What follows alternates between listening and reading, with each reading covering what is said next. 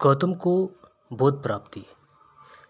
निरंतर 7 दिन और 7 रात्रि गौतम पीपल वृक्ष के नीचे बैठे थे। उस दिन बैसाख पूर्णिमा थी। रात्रि में चंद्रमा अपनी शीतल चांदनी से संसार को अमृत तुल्य शीतलता से जगमगा रहा था। इसी रात्रि को गौतम को बोध ज्ञान की प्राप्ति हुई और वे गौतम बुद्ध कहलाने लगे। जिस पीपल वृक्ष के नीचे गौतम को बोध की प्राप्ति हुई उसे बोधि वृक्ष कहा गया। बोध गया बिहार के प्राचीन मंदिर के पीछे आज भी यह बोधि वृक्ष ब्रज आसन में विद्यमान है। गौतम को जिस समय बोध की प्राप्ति हुई उस समय उनकी आयु 35 वर्ष थी। देवताओं ने इस समय उन पर पुष्प वर्षा कर अपनी प्रसन्नता प्रकट की थी। गौतम बुद्ध ने विचारों और तृष्णा को नष्ट करने का मार्ग ढूंढ लिया था। उन्हें मृत्यु से अमृत की ओर जाने का मार्ग मिल गया था। निर्माण की प्राप्ति हो गई थी। संसार के रोग, शोक, हर्ष, विषाद अब गौतम के ऊपर से कोई प्रभाव नहीं डाल सकते थे। उन्हें दिव्य ज्ञान की प्राप्ति हो गई थी और उस दिव्य ज्ञान की छटा बिखेरने के लिए वे भ्रमण को निकल पड़े। जो 5 ब्रह्मचारी गौतम को भोग लिप्त मानकर त्याग आए थे, वे एक स्थान पर साधना कर रहे थे। भ्रमण करते हुए गौतम बुद्ध उधर से आ निकले। 5 ब्रह्मचारियों ने गौतम बुद्ध की दिव्य मुख मुद्रा देखी तो चकित रह गए।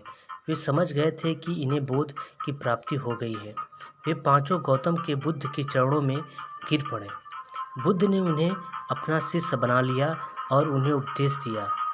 इस उपदेश में बुद्ध ने कहा, धर्मपरायण जीवन जीने के लिए मर्यादा का पालन करो,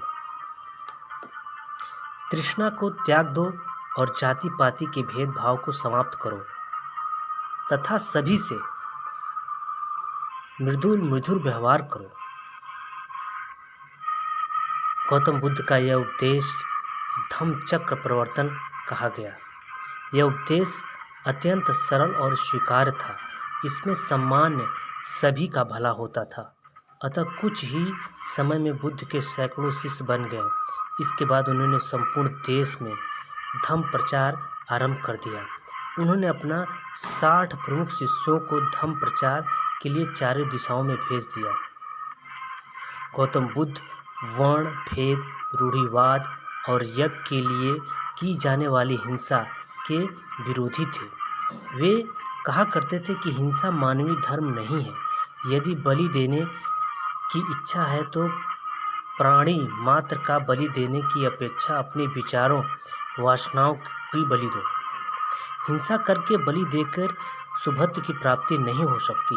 गौतम ने जाति भेद और वर्ण व्यवस्था का भी विरोध किया। इस बारे में वे कहा करते थे, जन्म से कोई मनुष्य न तो ब्राह्मण है न ही शूद्र। न मैं ब्राह्मण हूँ, न क्षत्रिय हूँ, न वैश्य हूँ, न शूद्र हूँ। ये सभी धर्म आडंबर मात्र है। मैं एक सम्मान जन हूँ। जब कोई व्यक्ति संघ में सम्मिलित होता है तो उसे उसके जाति धर्म के बारे में कुछ भी नहीं पता होता। उसमें केवल 3 बार ही निम्न उच्चारण किया जाता है।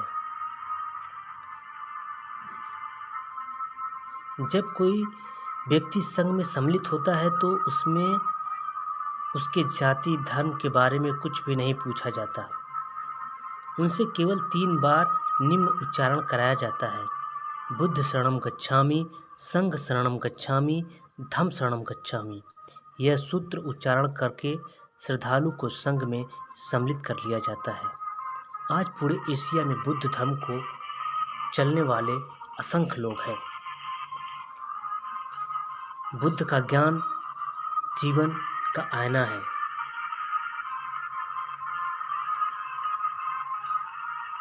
बुद्ध के पंचशील सिद्धांत व्यक्ति को सतमार्ग पर ले जाने का एक उत्तम रास्ता है।